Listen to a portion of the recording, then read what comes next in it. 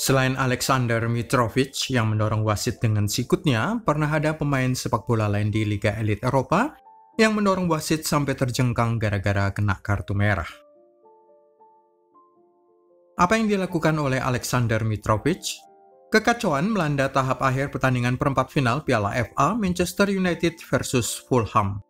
Hanya dalam rentang 60 detik saja 3 kartu merah dilayangkan ke kubu Fulham. Diawali dengan Willian. Bek bekas Chelsea dan Shakhtar Donetsk ini terlihat menghalangi bola masuk ke gawangnya dengan cara menaikkan tangan dalam sebuah adegan pada menit ke-70. Wasit Chris Kavanagh melihat layar video sebelum mengibaskan kartu merah pada pemain yang pernah menghabiskan satu musim bersama Arsenal ini. Saat itulah Aleksandar Mitrovic meledak, mencoba berbicara ke arah wasit tetapi karena diabaikan, menarik perhatian sang pengadil dengan cara menyikut badannya.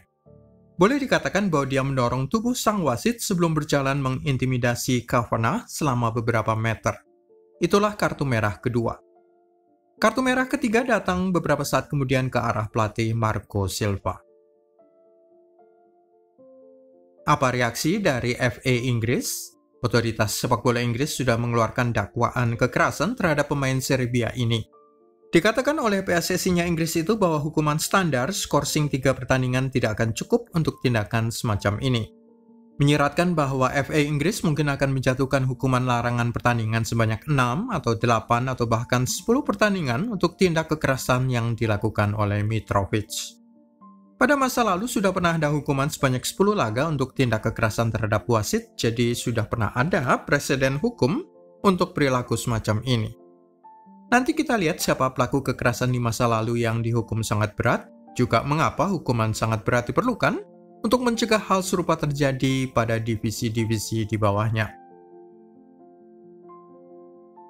Aleksandar Mitrovic sang pencetak gol terbanyak Fulham.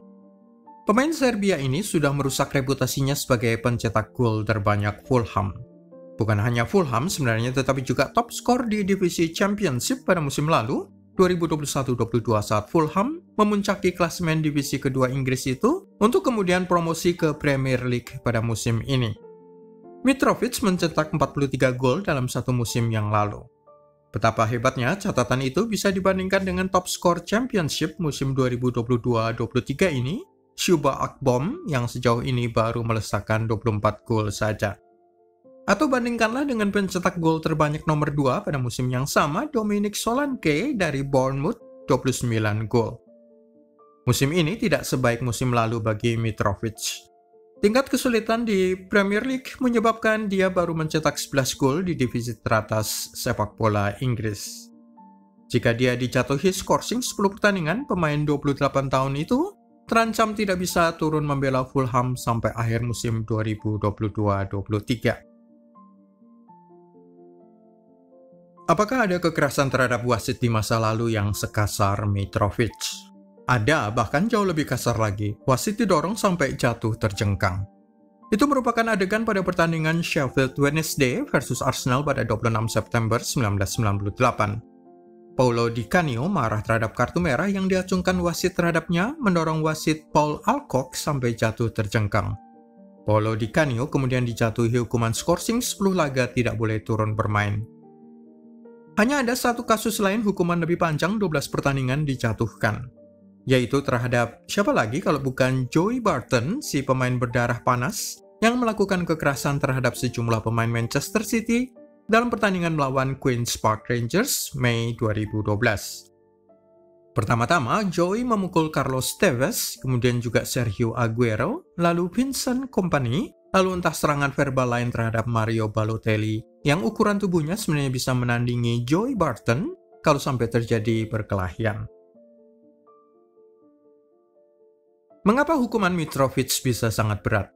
Karena FA Inggris memperhitungkan dampak kekerasan Mitrovic terhadap divisi-divisi sepak bola lain di bawahnya. Bukan hanya terhadap Championship atau 2 divisi di bawahnya, tetapi lebih-lebih terhadap pemain remaja, 7 atau 8 divisi di bawah Premier League, sampai ke tingkat tarkam di Inggris. Mereka semua pasti nonton adegan pertandingan perempat final Piala FA itu dan bisa memperoleh inspirasi dari para pemain senior untuk melakukan intimidasi serta tindak kekerasan yang sama terhadap pemimpin pertandingan.